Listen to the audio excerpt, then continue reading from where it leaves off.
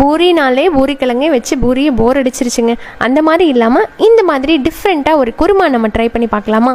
ரொம்ப பேசிக்கான குருமா தான் இது. எல்லா டிஃபன் வெரைட்டிஸ்க்குமே ரொம்ப சூப்பராக இருக்கும். இப்போ இதை பண்ணலாமா? இது பண்ணுறதுக்கு மிக்ஸி ஜாரில் ஒரு கைப்பிடி துருவின தேங்காய், இஞ்சி, பூண்டு அண்ட் டேஸ்ட்டுக்காக கொஞ்சம் முந்திரியும் போட்டுக்கிறேன். 1 டீஸ்பூன் அளவுக்கு சோம்பு அண்ட் பச்சை மிளகா 3 போட்டுட்டு கொஞ்சம் மிளகு அண்ட் தென் 1 டீஸ்பூன் அளவுக்கு மட்டும் பொட்டுக்கடலை போட்டு கொஞ்சம் தண்ணி ஊற்றி நல்லா நைஸாக அரைச்சி எடுத்துக்கோங்க. இந்த பேஸ்ட் நல்ல வாசமாக இருக்கும். இப்போ இதை ஓரமாக வச்சுட்டு அடுத்ததாக ப்ரெஷர் குக்கரில் தேவையான அளவுக்கு எண்ணெய் ஊற்றிக்கோங்க. எல்லா ஹோல் கரம் மசாலா இருக்கு இல்லைங்களா, அது எல்லாம் கொஞ்சம் கொஞ்சம் சேர்த்துக்கலாம். போட்டுட்டு 2 பெரிய வெங்காயத்தை போட்டு நல்லா வதக்கி எடுத்துக்கலாம்.